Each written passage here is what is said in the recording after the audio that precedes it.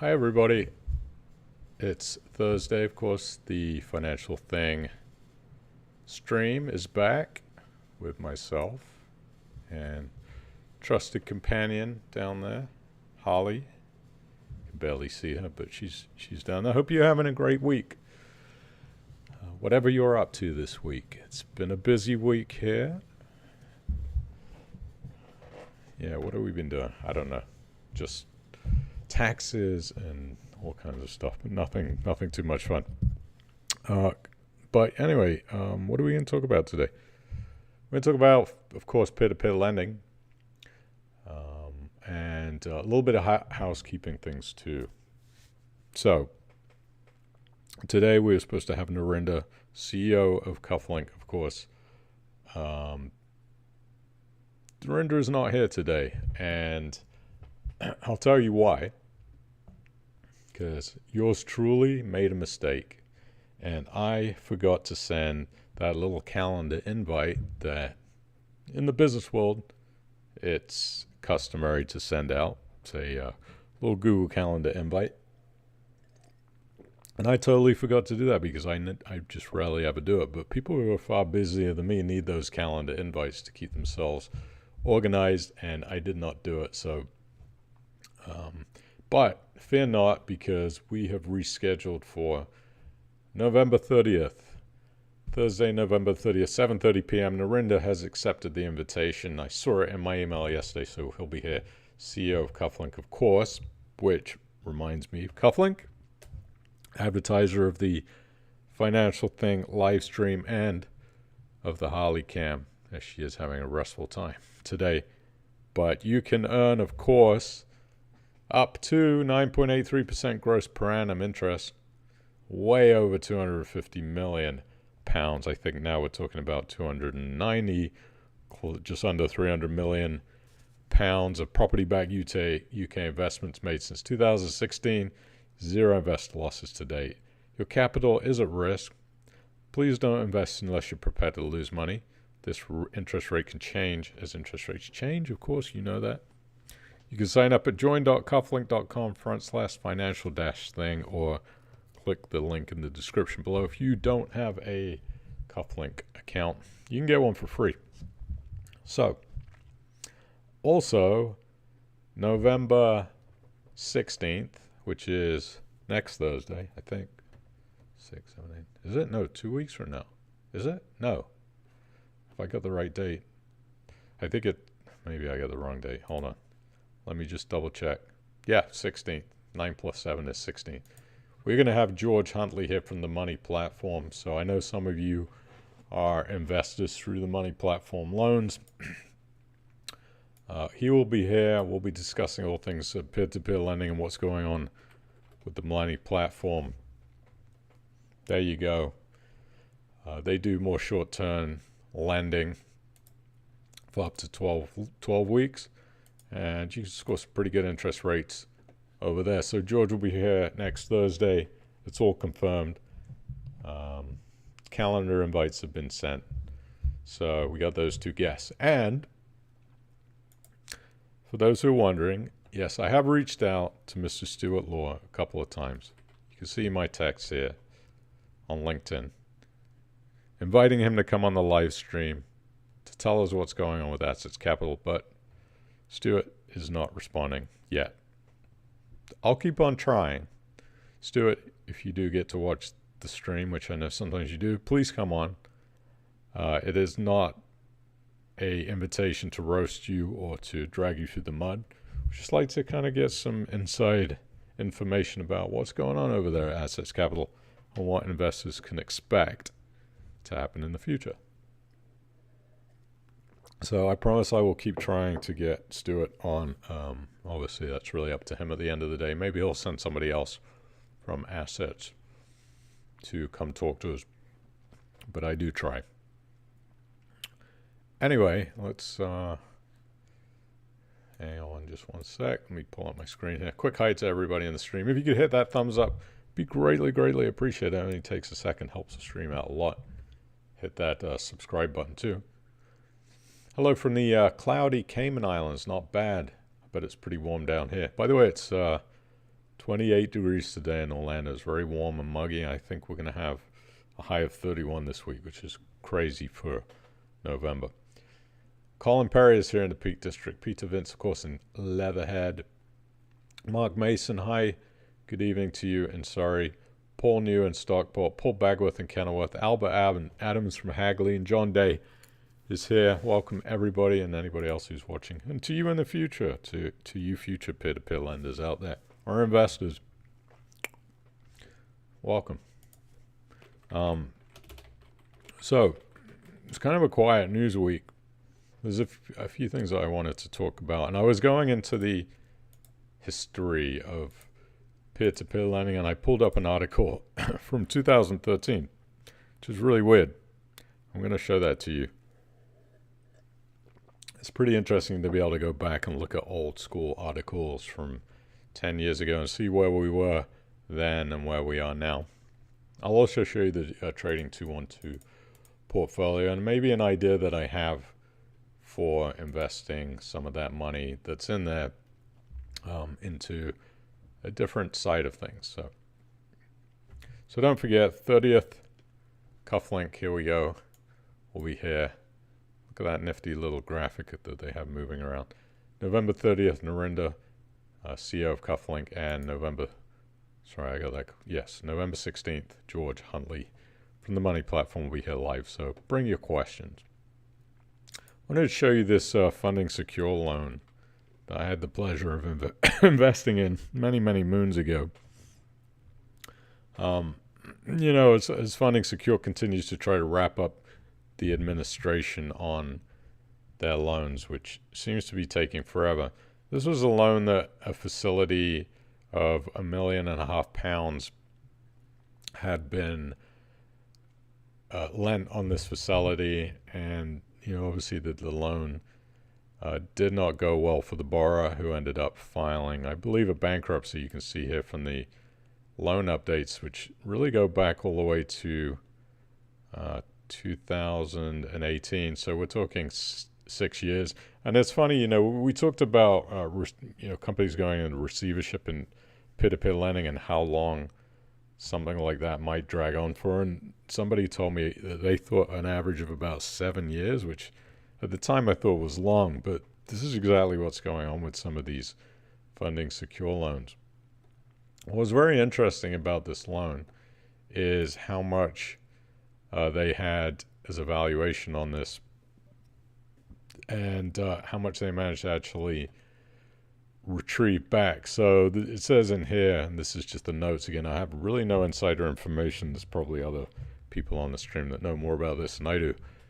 But the facility of 1.5 million was based on an updated valuation effectively of a loan to value of 49%. So what they were essentially saying, that developed this loan was going to be worth in the region of about £3 million. When actually, if you go to the loan updates, you can see that it was actually sold for July 24th, 2020 at a sale price of £1.3 million was the sale price. In addition to this, an exclusivity fee of £25,000. Obviously, this property, while it was in receivership, was not finished. It was a building, so I didn't have very much money into this loan, but it was a building project that was half finished. Maybe not half finished, but partially finished. So developer came and bought it, and I'm presuming they finished it off. And then the owner went into bankruptcy. And you can see as Funding Secure was trying to go after the guarantor for extra funds, which, I've always said personal guarantees when it comes to loans are just not really effective. Very hard to collect anything from anybody that's run into financial trouble. So just another example of the crazy valuations that some of the companies that are no longer operating were placing on some of the loans that they were giving to us investors. Moving on, we had a Lonepad update, which I haven't read yet, so I'm going to read it right now live, because I'm a big fan of Lonepad. Hi Lawrence. Hi Lonepad. We're here. We hope you are keeping well. I'm writing to provide you with a brief trading update. There are no material concerns on any loans within the portfolio. Kind of goes along with what Louis over at Lonepad told me when I went to meet with him just a few weeks ago. Lonepad has a portfolio that currently consists of 179 loans, which means the average loans accounts for a little bit over 0.5% of funds invested, so true diversification. Additionally, the average loan to value is just 41%, so we remain positive on the outlook for loan performances over the next coming year. We recently added 2 more lending partners, bringing the total to 15. So now Lonepad has 15 lending partners. I don't know who the 15th is. Yeah. I was going to say on my phone I have the other 2 written down that are the biggest loan lenders aside of Hanth. There's 2 others. I just off the top of my head I can't remember. Of course, my phone is not here right now. Since launch, we have had over 125 million pounds of loans that have been repaid. So think about that. Lonepad has had 125 million pounds of loans repaid. That's a lot of money. So for everybody that thought peer-to-peer lending doesn't work, it's useless. 125 million pounds of repaid, and that's just one company. So there are companies out there that are doing well and doing it correctly. Lonepad, I believe, being one of them, my opinion, not financial advice. We are pleased to report that there have been no waiting times for investors to withdraw or invest, of course, subject to the 60-day notice period on the premium accounts. We're proud of this track record. Our current interest rates are 5.5% classic, 6.5% premium. We believe these rates represent competitive returns and remain under constant review. So I've been investing through Lonepad loans, I believe, since early 2019. So year 4, I think year 4 for me, coming on year 5.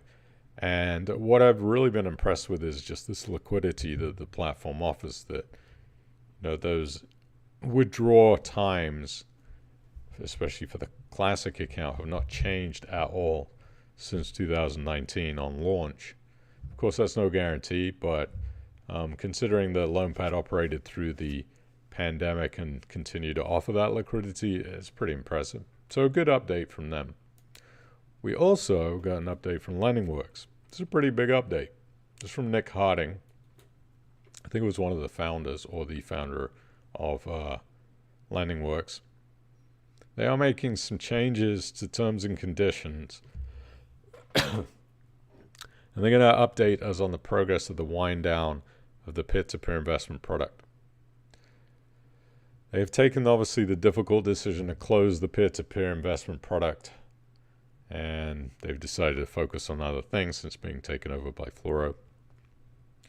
They've been closely monitoring the platform's performance as well as the wider savings and investments market, and believe that in the current interest rate environment, suitable alternatives exist for investors and that you may wish to take advantage of. Well, first of all, they don't have a retail peer-to-peer lending business anymore. So they've decided to close the peer-to-peer product entirely, return all investor funds. Fluoro Capital Limited will facilitate this by purchasing your remaining loan portfolio. You receive your interest balance back in full, plus interest up until the date of purchase, and you will not pay any fees you normally pay for selling your loans. These changes will apply in the terms and condition. So basically the terms are saying that they'll be able to complete the sale of the entire retail book on behalf of all the retail investors and give you your money back. If you want to read the terms, you can. That's in short. These changes will apply from the 8th of December 2023 and we will intend to complete the sale by the 6th of February 2024. We'll be in touch again before to confirm timings. Additionally, we have turned off the quick withdraw and auto lend functionality to ensure you are not charged for selling loans or withdrawing funds when you will shortly receive the full value of your investment without any charges back. If you currently have funds in your LendingWorks wallet, you can withdraw the full amount in the usual way. talks about ISA customers. You want to arrange transfer to another ISA provider, and they will contact you in early December to confirm that process. Why we are making the changes: back in 2012, we founded LendingWorks. We did so with the belief that we could provide a better product for both people looking to borrow money and both people who had money to invest. However, as described above, we believe there are other products on the market that could serve you better in the longer term. Please be assured we have informed our primary regulator, the FCA, about the changes, and they'll be updating on FCA communication throughout that. What it means for you: obviously, you're going to get your money back before the 6th of February, and invested money will continue to earn interest up until that point. You won't be put into any other loans because they're not going to be making any more. You don't need to take any immediate action over the next 2 weeks. We'll be running checks to ensure we hold your correct bank account details and to make sure we can return non-ISA funds to you. And then we'll be in touch December 8th to confirm any action you need to take. If you know your bank details and your LendingWorks are not correct, please contact LendingWorks for them to update it. They have a Q&A section on the LendingWorks website, which should answer any questions that you'd had. Well, I hope you will welcome this update and agree that the action we are taking in the customer's best interest. Please feel free to contact us. And finally, I'd like to thank you for supporting LendingWorks. I'm proud of what we've achieved over the past 10 years. It was an interesting email. I mean, that's going to be very, very welcome news for anybody that had a sort of a larger balance within LendingWorks. Personally, I had pretty much drawn my account to not much at all, 3 figures. And it was just starting to drip back as the loans were being repaid. But there was a little part of me that thought, are they going to be able to wind this down and repay everybody? So really stellar news, because if we compare it to other peer-to-peer platforms that have gone into administration, it's definitely, things have not been smooth sailing. This has been great. It's really, really welcome. Obviously, what the problem was, the LendingWorks just couldn't compete. Probably something to do with their expenses being too high. They had a pretty big staff, London-based business, probably high expenses. And yeah, the interest rates they were paying were just not very good. They used to be really good. Back when I started, I think we were talking 6.5%, 7%, something like that. And now down into the mid-4s, into the 3s. Can't compete against interest rates when you can get 4.5 to 5 in the bank with FSCS protection. So yeah, I don't know how many of you watching out there have a LendingWorks account. It'd be interesting if you do, pop it in the comments. I'd like to see if any of you guys do have a LendingWorks account. But if you do, you're gonna see some welcome news that you will actually get paid back, hopefully if everything goes to plan, by February of 2024. So big ups, is that what you say? Big ups to LendingWorks and Floro for doing the right thing by their investors. Good job. Moving on. Anybody remember Property Partner, which is now LHX, London House Exchange? They have sent an update about their quarterly 3 performance. I do still have some money actually invested through some of their shares. I can't say it was one of my favorite investments. I think performance-wise, this is done relatively poorly. What started out as a really good idea. I think the realities of offering shares on property in this way, they did it with movements of the markets being demand and supply. So really the people that were owning the shares were kind of setting the market prices. Obviously, it didn't work. A lot of people voted.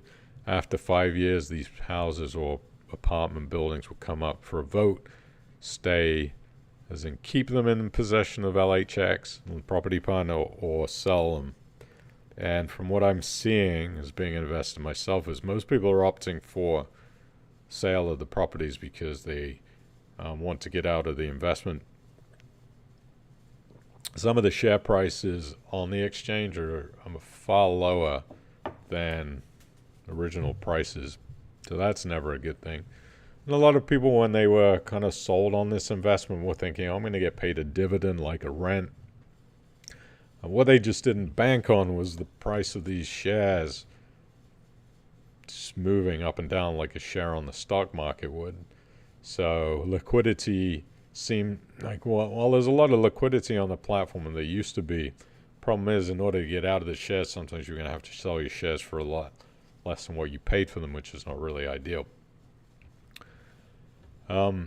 So what they're finding here is, for anybody that doesn't want to know or doesn't want to read all this, basically the mortgage rates are killing them right now. And this was a con that I had written on my financial thing review a long time ago, many years ago, was about how they were using mortgages to purchase the properties, and sometimes they weren't using 80% of loan to value on the mortgages. They maybe were using half the value on a mortgage.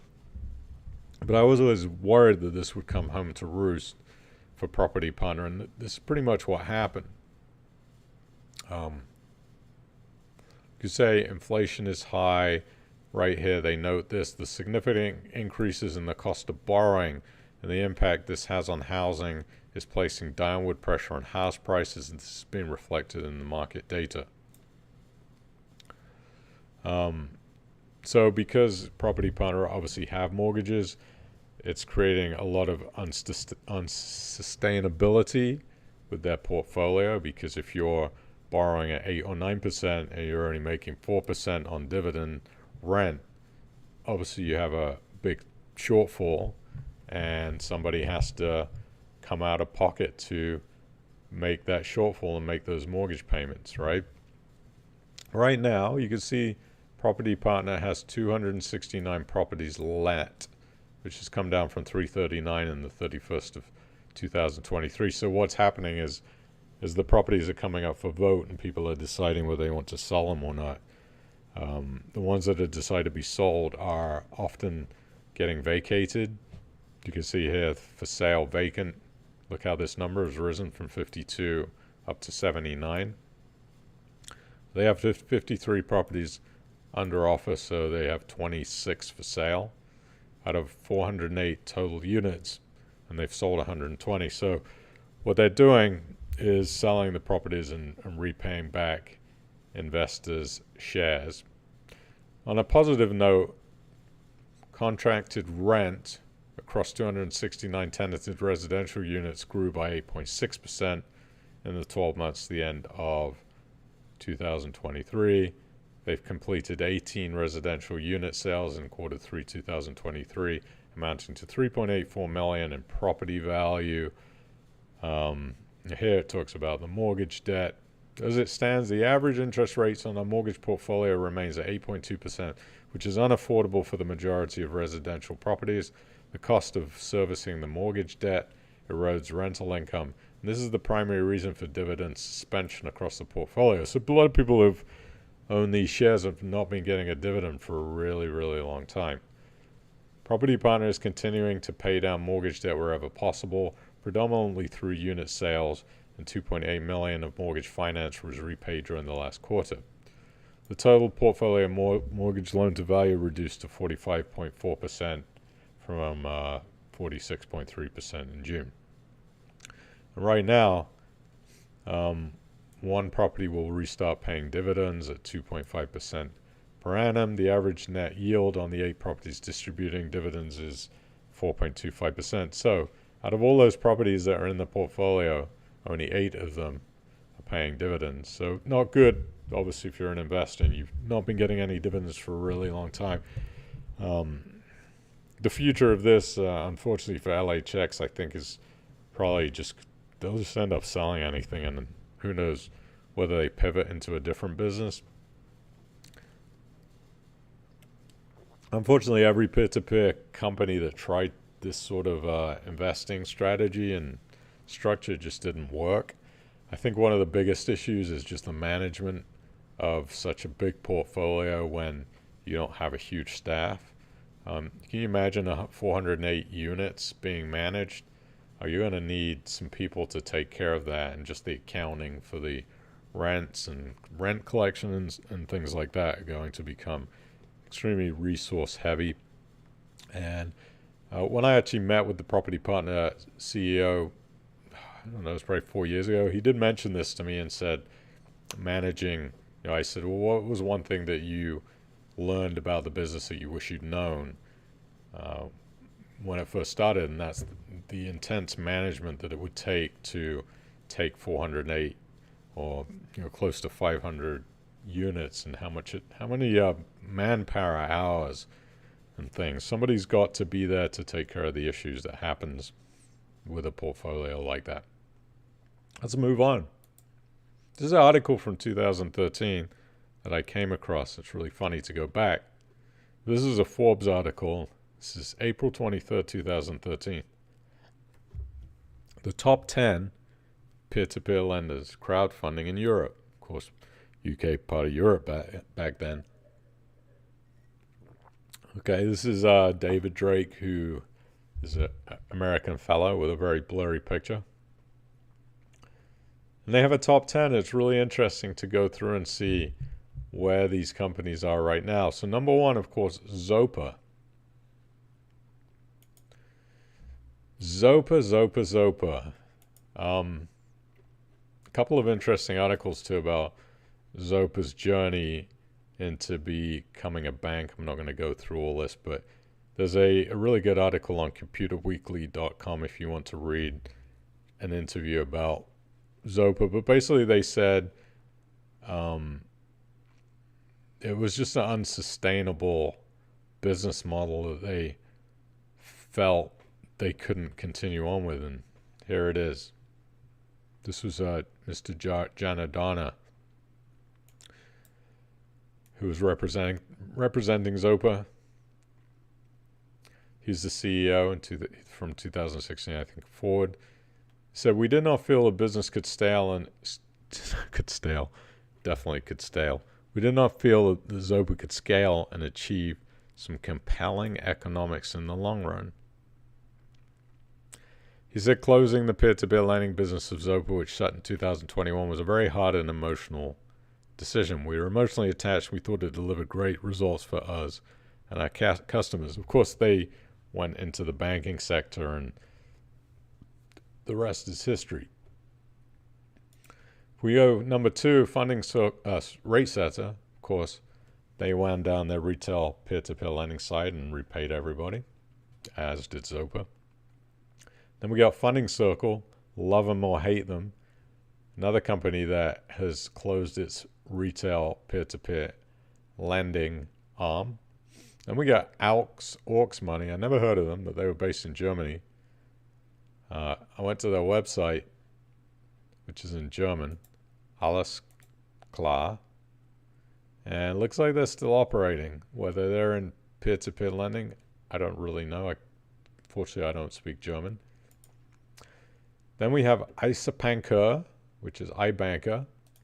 Go to their website, and no, they are gone. So they seem to be out of business.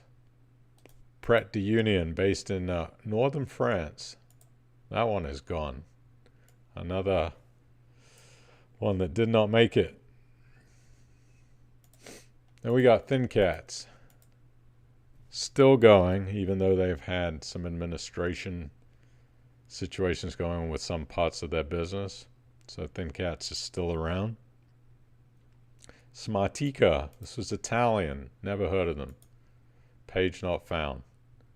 So they are gone. So rest in peace. Community. This one is in Spain. Gone. Funding Night. UK-based peer-to-peer lending company. I think they're gone too. Are they gone? No, it's still there. Look at that. Funding Night. Start investing. There you go. So Funding Night's still there. Out of that whole list of peer-to-peer lending companies, Funding Night still continues to operate. Those are the top 10. So really, only 3 of them continued to make it over 10 years, even though, of course, Funding Circle is still around, but in a different form, and so it's Zopa. But only 3 continuing to do peer-to-peer lending. It's very interesting to watch, how that happens over the years. But unfortunately, I guess that's part of what happens when you start into a new sector, especially fintech. There are going to be some casualties along the way. Other news. This is a really interesting article. I want to close this out. Calls for ISA reforms as half of British people have stopped investing into their ISAs. According to a report from InvestEngine, which is a pretty reliable source, more than 50% of UK adults have stopped saving or investing amid the cost of living crisis. InvestEngine is calling for a series of ISA reforms which it believes will help encourage more investment. Change is badly needed, both in the terms of culture towards finances and in the role that the industry and government can play in facilitating that change. We're encouraged to see that the UK government is exploring ways to simplify the ISA landscape to make it easier for people to save and invest. That was something we talked about last week, how the IFISA it's pretty complicated in the fact that you can only open one ISA per year in the IFISA, where you can use previous years to open new ISAs. I mean, that's complicated. For most people, I would say most people are not going to understand that system, or probably just can't be bothered to have to keep up with it. And to make one type of ISA where you could just put your money wherever you want, as long as you stay under that £20,000 limit, just makes a ton of sense. And it will 100% encourage people to invest in ISAs because they don't have to worry about the complications of putting a little bit here and moving this here and opening one account per year. It's just a pain. Nobody wants to have to jump through hoops like that, even though it makes so much sense. What a lot of people do is they just end up putting their money in cash ISAs, which is not the best way to do it for everybody, but one simplified ISA is going to stop, I think, stories from that coming up. That is pretty scary, though, that 56% of British adults have stopped saving or investing. What it doesn't tell you is how many people did they survey. Is it 100? Is it 1,000? We don't know what that size of the poll was. InvestEngine also found that the UK lags behind the rest of Europe when it comes to financial knowledge. Almost half of adults in Germany said they would prefer to invest their money than save it, compared to only a third of adults in the UK. So Germany more progressive when it comes to investing. Germans were also more likely to have knowledge of different types of investment products. 55% of adults in the UK disagreed or were uncertain if investing money offered better long-term results than cash savings, despite evidence showing this to be the case. Almost two-thirds, 61%, said their own education did not equip them with enough understanding of how to invest their money. Of course, 73% of adults aged 35 to 54 said they wish to start investing or saving at a younger age. And really what this is just a lack of financial education. I mean, if you do a survey, 55% said they either disagreed or didn't know if investing money was better for returns than the cash. I mean, that's just a lack of education, and it's a big problem, isn't it? Because obviously cash does not beat investing over a long, long period of time due to inflation eroding savings and cash, and the stock market also returning thousands of percents over the years. So we need to get out there and educate. This is why you got to tell everybody about a financial thing, everybody you know, so we can educate them. I have a lot of articles on the website about investing in just index trackers, which is good enough for 99% of the people out there. And it's very simple. So tell your friends and family and anybody that you know who wants to learn more about investing, just get educated, to go to financialthing.com. What else we got here? The Financial Conduct Authority. This is a bit of an older article, but I thought it was interesting now. Well, October the 10th, this was reported. They have restricted Binance, the big cryptocurrency trading platform, from issuing crypto ads. Basically, they can't advertise. That's also tied into the thing we talked about with Rebuilding Society, helping them with their advertising compliance. Do I agree with these FCA rules? I think these rules are absolute bullshit. It's like one rule applies to a certain sector and doesn't apply to other sectors. For instance, gambling. You can advertise casinos, sports betting. If you want to bet on football, these companies are giving incentives to get people in as new customers, yet that's okay. But a cryptocurrency firm or a financial peer-to-peer lending company cannot advertise and offer the same incentives just because the FCA thinks the risk is different. How is that even possible? I can't even get my head around how this even is something that exists nowadays, that you could advertise sports betting or roulette with a warning saying gambling is bad for you, but you can't do it for peer-to-peer lending to offer a cashback with a disclaimer saying you might lose all of your money in this investment. So I just can't wrap my head around how that's okay. Same with cryptocurrency. Yes, there's a lot of bad stuff in crypto, but there's a lot of good things in crypto. And unfortunately, cryptocurrency and peer-to-peer lending have been grouped together, and I just don't agree with it at all. Speaking of cryptocurrency, we are seeing a pretty decent bull run in the crypto market. For anybody that's a fan of this, I know some of you are not, but some of you are. I don't want to give you my feedback.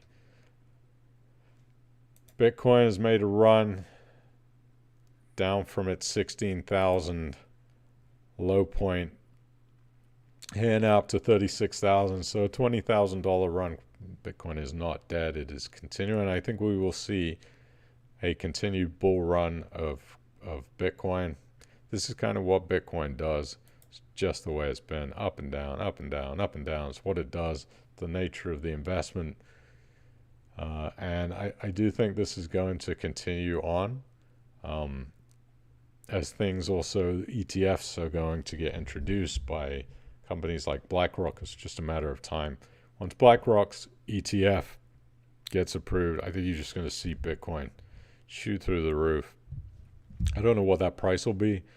I wouldn't be surprised if you didn't see it go from 36 to 45 or 50 in a very, very short period of time, as all of that money comes into this space through the ETFs. Not necessarily such a good thing for the sector, to be honest. I don't like the idea of these big corporations getting their fingers into the crypto market, but I think it's inevitable. It's probably something that you are not going to be able to stop. Bringing us to the trading 212 portfolio market, we're still really just stuck 17,300 pounds. Nothing really exciting happening. Green Power Moto down 20%, and natural gas has not been great this week. Deutsche Bank is climbing back to that break-even point, but still the portfolio is just kind of stuck right now. But we have about 8,000 in cash, 9,000 in cash, 8,287 sitting there. I've really been pondering, what to do with that money, because I guess if I was convicted about these shares doing well, I would just put the money back into these shares, right? But I'm not 100% convicted. I don't have a lot of conviction about it at the moment. I think the markets are weird. maybe once these interest rates start to cool, I think then you see the stock market start to take off. But I'm not convinced that those interest rates are going to cool. I think there's a big inflation problem that will reoccur if they bring the interest rates down. And I likely think that higher interest rates are just the new norm now going forward. Things like the Federal Reserve and the Bank of England are going to be very concerned about when they reduce those interest rates, what happens to the inflationary market. We're just big spenders. That's the problem. We like to buy stuff. We like to buy TVs and cars and all this stuff, and it just creates inflationary issues. Credit is a big problem. Credit card debt, the ease in which you can get credit and student loans. It's just creating this financial cauldron of problems. So I would not be surprised if we see these interest rates that are in the 6-7% range just kind of hang around for a really long time. And if that happens, you're just going to see the stock markets continue to do that. So maybe the answer is starting a cryptocurrency portfolio, maybe using half the stocks on the Trading 212 and half of it into some of these crypto projects. I'm not a big fan of some of these other coins at all anymore. I do own quite a lot of them personally, but not sure I'd want to dump too much money into them. But I do think these two at the top, probably the mainstay staple. You see Ethereum now poking over $2,000 a coin, which was pretty incredible if you think back to here when it was down at 1,100. So we've seen a 70% rise in a year, and I still think Ethereum is a good ways to go. So I'm just contemplating whether to have a stab at that with the portfolio, just leaving this as is, maybe making a couple of changes to the shares. But we'll see it within, I think, next 3 weeks. Definitely be making some changes with that. And you can follow along if you like. If not, no problem. I totally understand. Oh, you can see Green Power is up 5% today. A lot of talk about the struggles of the electric vehicle market too. Rivian Motor Company losing about $30,000 per car every time they sell one. They're losing 30K. Prices have gone up a lot. U.S. market, kind of one of the big drivers of electric cars, but other markets like the UK too driving that. So we'll see what happens. I think long term, obviously, electric has a place. I think the ranges really have to increase. It's the biggest problem right now, and the costs are high. Some of those electric vehicles are well over 150,000 US. So kind of crazy. Anyway, I hope you enjoyed the content. If you have, hit that thumbs up. Like I said, 16th November here, me, Harley, and George Huntley from the Money Platform.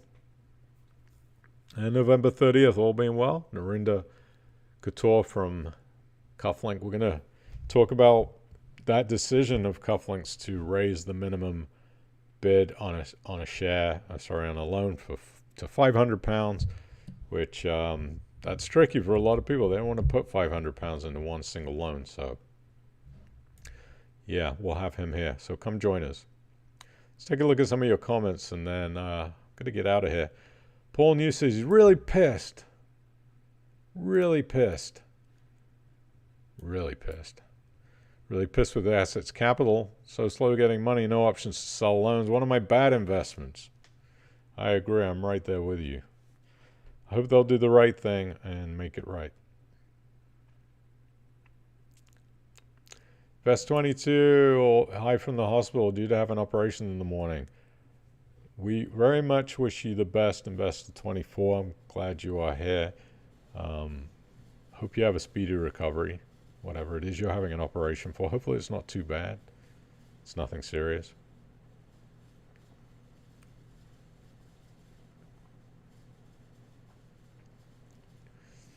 Paul New, no problems withdrawing money from Lonepad. Really likes the daily interest payments. Me too. Actually, speaking of daily interest, I did make a change that some of you may want to look at doing with just regards to banking. I I'm using Wise.com, which used to be TransferWise. So I've done some, international money transfers for different reasons over the years with TransferWise, and it's been really good. They offer an interest rate now on British pounds. I think it's a little bit less than 5%. And you can get a daily interest credit for that. So let me show you. And so what I've done is, instead of having money in a savings account, for example, Barclays, now I just moved it to Wise and transferred money into their UK British account. You can also get this pretty nifty debit card. Where are they talking about the money interest? They pay. You can also open different accounts. It's good if you travel anywhere, because you can open a secondary currency, and then when you go traveling, you just use your debit card in that country. You don't have to do any exchanges. You don't get charged a bunch of fees. Why are they not showing where they... Interest, here we go. So if you go up here in the features section on wise.com, and it is FSCS protected too, by the way, so you get up, it says earn 4.33%. Mine was a little bit higher than that. So obviously that is a variable rate. It's putting me on the US bank account. Sorry, the US website. Let me change it to UK. Hold on. Come on. Here we go. Earn returns on any currencies that you have, pounds, dollars, or euros. So you can hold all three of those in this account. And I'm not getting any payment for this. I just think it's a really good feature. So here you go. You get 4.95% on pounds, 5.1% on dollars, 3.62% on euros. It does have a 0.3% annual fee. But all you have to do is hold the money in there, and you can move it out. There's no holds or anything like that on it. It's just like a regular bank account. It is protected, and it's paying daily interest. That was the reason why I really liked it. It's nice to see interest in your account on a daily basis. And I moved my account from Barclays over to there because Barclays was paying absolutely nothing in interest, and I didn't have another account open. I happen to have this Wise account, and it was just really easy to do. But look more into it, because there are some caveats, obviously, with anything. You do want to look at the terms and conditions. How does interest work? See, there is it is actually a BlackRock fund that your money sits in, a BlackRock liquidity government fund. So the funds are basically investing in U.S. Treasuries in the U.S. dollar account, or I think British Treasuries for the British pound account. So it's just cool, man. I like it a lot. Is my money safe? Of course, there is always a risk. Go there and read the FAQs about what the risks are. It says if your interest rates go down to zero, your money could be worth less, and if governments default on their debt, that could affect your earnings. But yeah, the main reason for me was just for the daily interest. So go check out wise.com. I dig it. I think it's cool. Plus, if you need to send money overseas, you can do it. When I went to Poland in June, I was trying to figure out the best way to... I didn't want to carry Polish currency, but I didn't want to use my card because sometimes banks just charge weird fees. So I just got one of those Wise... I opened up a Polish zloty account, took 10 seconds in my Wise account, and I just transferred money from Barclays into the Polish... or into the British pound account in Wise, and then transferred it to the Polish, and it worked flawlessly. It was so easy.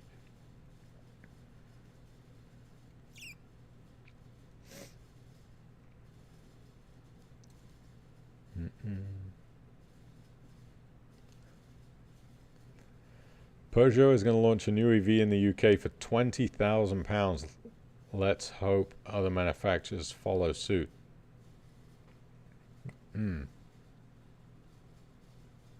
Yeah, they just got to figure out how they can make a profit on these things, because, honestly, a lot of these EV car companies they're lost leaders.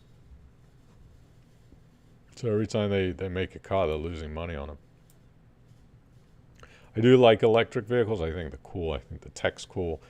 There are some ecological downsides. For instance, the batteries, when they are useless, they cost more to recycle than to dump them. So that's a big problem right now, that a lot of these batteries are ending up in landfills, and they tend to have a lifespan of about 10 years. So what's going to happen in the future to those batteries until they can bring the cost of recycling down on these car EV lithiums?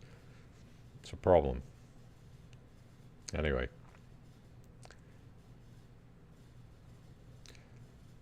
Yeah, so that's going to do it. Again, I will see you next week with George Huntley from the Money Platform next Thursday, 7:30 p.m. Please tune in. Tell your friends and family about the stream.